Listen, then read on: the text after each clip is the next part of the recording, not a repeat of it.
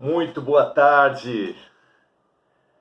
Desculpem o atraso, estamos aqui com alguns problemas de equipamento. É possível que caia novamente. Tomara que não. Vamos torcer para que não. Atrasamos um pouco em razão disso, mas parece que vamos nos sustentar. Se cair, vocês depois são convidados a assistirem na nosso canal no YouTube, Maurício Zomignani, o mesmo nome que está aqui no canal, no perfil do Face.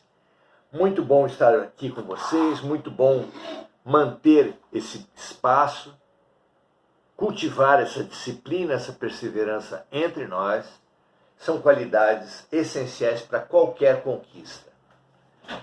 Conquistemo-nos para conquistar a nossa realização. Muito bom, estamos na questão 1011. 1011 de O Livro dos Espíritos. Nosso roteiro dessa viagem maravilhosa. Aliás, desde já, queremos convidar todas e todos vocês para o lançamento do nosso livro, Entre o Pequeno e o Grande Príncipe, uma releitura de O Pequeno Príncipe à luz do Evangelho. Será uma honra participar, ter você como parceiro dessa iniciativa. Lembrando que toda a renda do lançamento, renda bruta mesmo, será dedicada aos projetos sociais da Casa Semente de Luz, a nossa casa. Venha conosco, sábado, dia 15, às 16h30, na João Ramalho 158. Você é nosso convidado. Até lá. Hoje estamos no capítulo 1011. Não, na pergunta 1011 de O Livro dos Espíritos. Na verdade, nos comentários de Kardec, a questão. A questão é a questão da reencarnação e ressurreição. Muito refletida, muito comentada, muito discutida no meio cristão.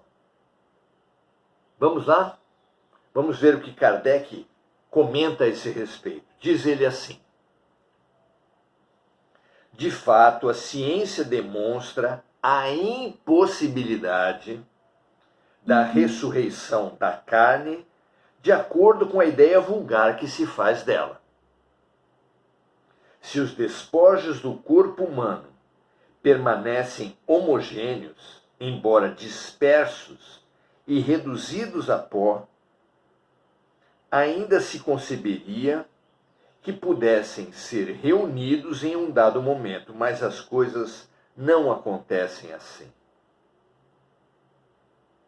O corpo físico é formado por diversos elementos: oxigênio, hidrogênio, nitrogênio, carbono, etc. Pela decomposição, esses elementos se dispersam e vão formar novos corpos, de tal forma que a mesma molécula de carbono, por exemplo, terá entrado na composição de milhares de corpos diferentes. Estamos falando aqui apenas dos corpos humanos, sem contar os corpos dos animais, dos vegetais. Assim, um indivíduo pode ter em seu corpo físico moléculas que pertenceram aos homens primitivos. Com a criação, o nascimento, a morte, como um brinquedo desses de montar, um brinquedo de Lego, onde uma criança monta um caminhão, um carro, um avião, depois desmonta e monta uma casa, uma mesa, onde cada peça do Lego é um átomo, uma molécula. E a criação, a vida, é um desmanchar e montar, desmontar e montar, uma pulsação constante entre vida e morte, que agrega e desagrega. É uma imagem fácil de compreender, uma imagem para todos nós.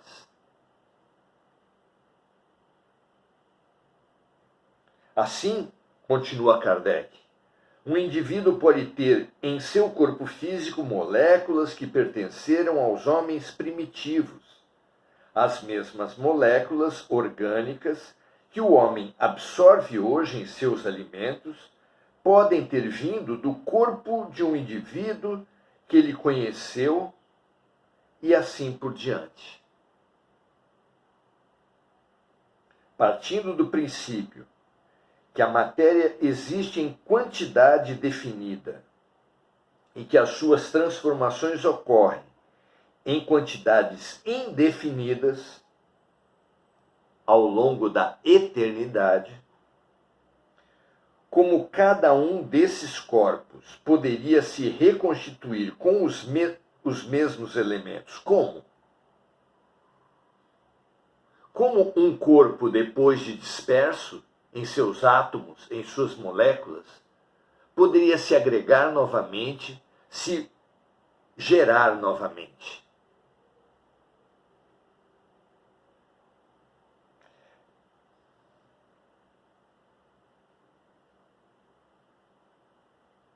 Existe aí uma impossibilidade material. Por exemplo,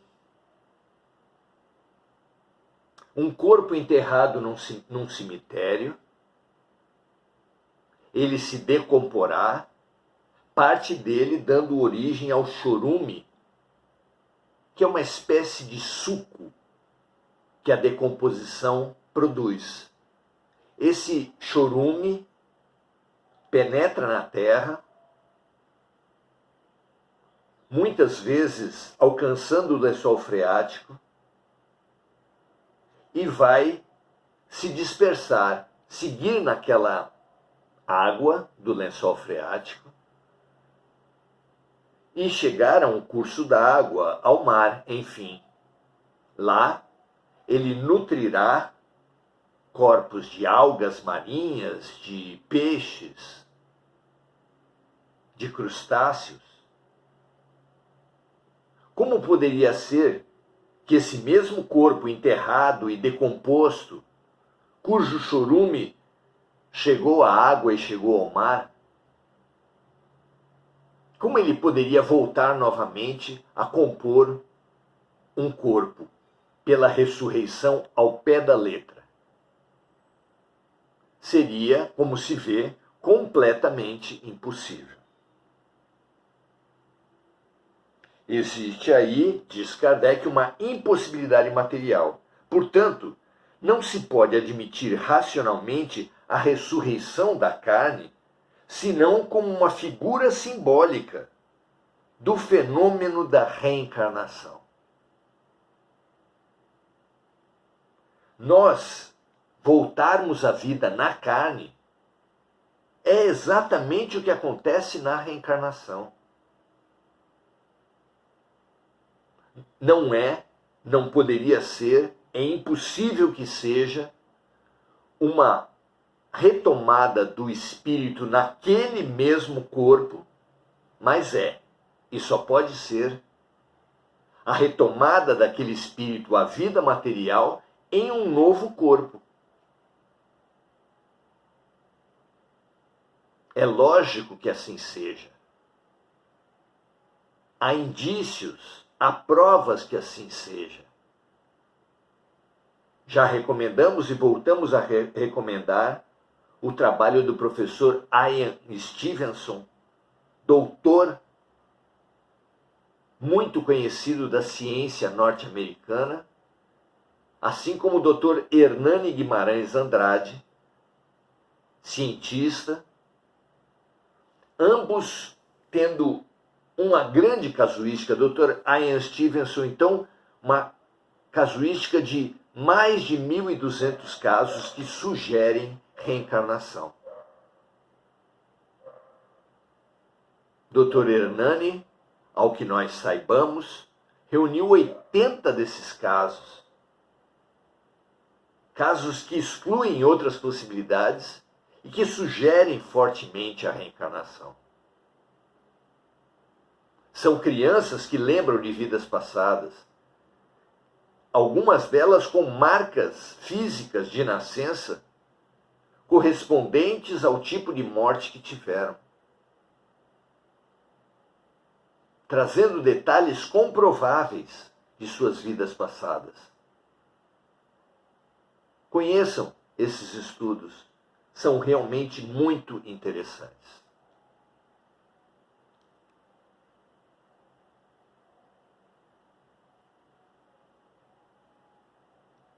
Não existe nessa constatação nada que choque a razão. A constatação de que, quando se fala de ressurreição, fala-se em linguagem figurada da reencarnação. Nada que choque a razão e nada que esteja em contradição com os princípios da própria ciência. Segundo o ensinamento, a ressurreição da carne apenas deve acontecer no fim dos tempos, ao passo que, segundo a doutrina espírita, ela acontece todos os dias. Mesmo assim, quem pode cravar com certeza o que Jesus quis dizer, o que o Novo Testamento apontou como o fim dos tempos? O fim dos tempos pode significar o fim do tempo na carne. Quando, então, o corpo físico morre e o corpo espiritual renasce. Pode ser o fim dos tempos, o fim do tempo na pátria espiritual. Quando o indivíduo deixa de viver apenas no espírito e renasce na carne. Não é?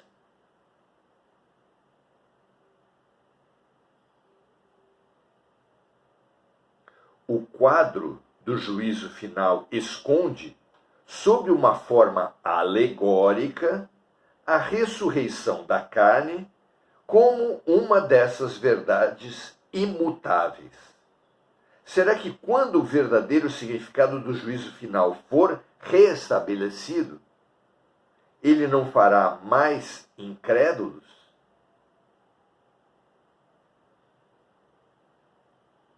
Ao meditarmos bem a respeito da teoria espírita, sobre o futuro das almas e sobre o destino que as espera, em consequência das diferentes provas que devem suportar, veremos que o julgamento em que essas almas são condenadas ou absolvidas não é uma ficção, assim como pensam os incrédulos. Devemos destacar ainda que a teoria espírita é a consequência natural da pluralidade dos mundos habitados. Hoje perfeitamente admitida, enquanto que, segundo a doutrina do juízo final, a Terra é considerada como o único mundo habitado, o que seria um absurdo. Muito mais louco do que alguém possuir inúmeras fazendas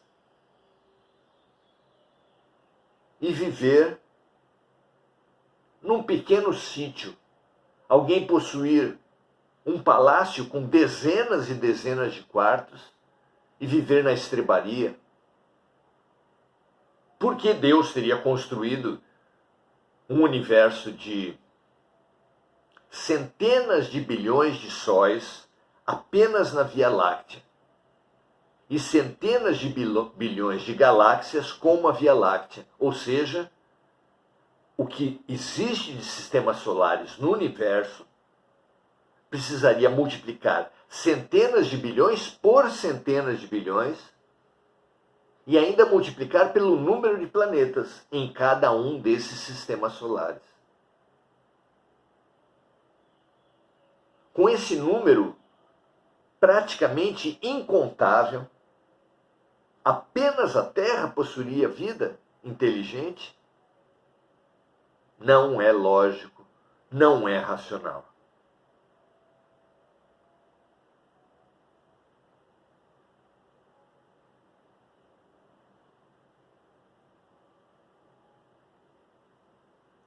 devemos destacar ainda, termina Kardec, que a teoria espírita é a consequência natural da pluralidade dos mundos habitados, hoje perfeitamente admitida. Enquanto que, segundo a doutrina do juízo final, a Terra é considerada como o único mundo habitado. Vejam, amigos, não se trata aqui ainda de discutir a questão dos extraterrestres. Há dúvidas na comunidade científica se seres oriundos de outros planetas conseguiriam atravessar a imensidão dos espaços e chegar à Terra.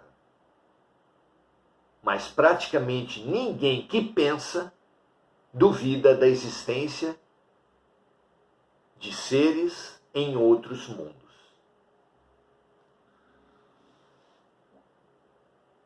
Nós somos aqueles que pensamos. Nós somos aqueles que refletimos. Nós somos aqueles que acreditam em Deus, num Deus perfeitamente bom, perfeitamente justo e todo-poderoso. E esse Deus é completamente incongruente, completamente incompatível com a existência de crianças com doenças congênitas, algumas extremamente limitantes, com crianças que passam fome já na barriga da mãe, que usam drogas já na barriga da mãe. Por que Deus permite tanta dor sem qualquer justificativa? As antipatias gratuitas, as simpatias gratuitas também não têm explicação. Pois tudo isso e uma série de outros fenômenos, como os mediúnicos, que existem desde a origem da humanidade, em todas as culturas, uma enorme quantidade de fenômenos, repetimos nós, só podem ser explicados pelas vidas sucessivas, pela reencarnação de nós, espíritos, em diferentes roupagens ao longo dos milênios. A nossa evolução, uma simples reflexão sobre a nossa evolução à luz de Jesus, por exemplo, parece que torna impossível algum de nós, tão falho, alcançar a luminosidade do Mestre. Mas ele mesmo disse que nós faremos tudo o que ele fez e mais. E mais. Quem, em sã consciência, pode pensar que alcançará o estágio de Jesus ainda nessa vida, em uma vida apenas? Não. Não é possível. Ninguém fez uma trajetória de sombras tão espessas como as que vivemos para luzes tão resplandecentes como a que Jesus viveu. Nós precisamos, para todo o lugar que você olhe, para toda reflexão profunda que você faça, é essencial, é solução, é chave a questão da reencarnação. Ninguém vai ao reino do céu se não nascer de novo, na matéria e no espírito. Foi o próprio Jesus quem explicou.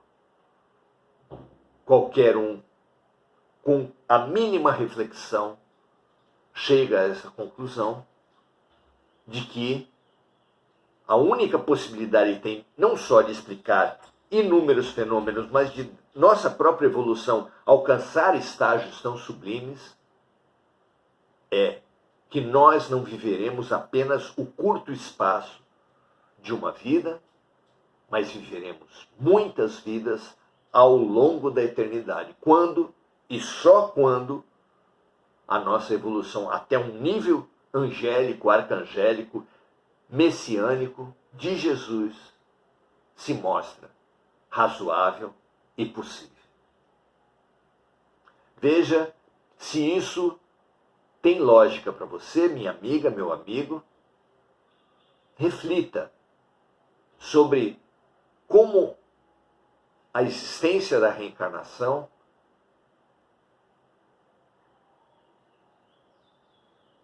resolve inúmeros dilemas. Como a existência da reencarnação amplia a perspectiva da criatura. Perceba como uma das maravilhosas mensagens de Jesus, trazidas não por palavras, mas pela sua vivência, de apresentar-se materializado após a morte, se não é uma chave libertadora para as nossas vidas por comprovar a continuidade da vida.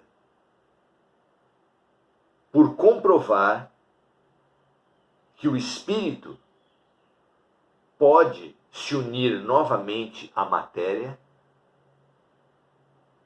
irá se reunir novamente à matéria, abrindo essa perspectiva do infinito, da eternidade, que é a perspectiva espiritual, que é a perspectiva de Deus. Pense, reflita, e você chegará nessa mesma conclusão. Paz e bem, que toda a terra, que todo aquele que parar para pensar, e é tão importante que todos nós consigamos parar para pensar, adquiramos essa perspectiva notável e transformadora. Esse é o nosso desejo, essa é a nossa oração de hoje. Vamos agora comentar com os amigos que estão conosco nesse estudo. Marco Aurélio Trindade, muito que andar por aí, muito que viver por aí. Ele gosta de trazer versos que expandem a perspectiva de compreensão da vida, e as músicas são realmente, algumas delas certamente, oportunidades de expansão maravilhosas. Enir Cajazeira, que assim seja. Avelino Carvalho, nosso boa noite. Adelaide Dias também. E Enir Cajazeira.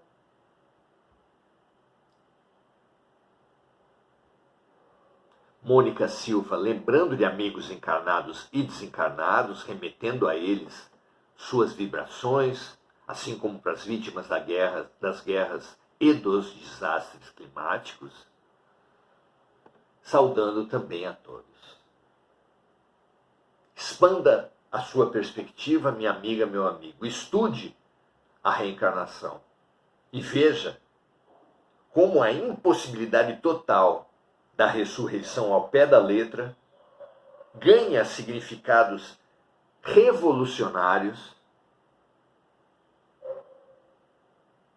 com a percepção de que a ressurreição simboliza a chave da reencarnação. Muita paz e muito bem a todos vocês. Até amanhã, se Deus quiser.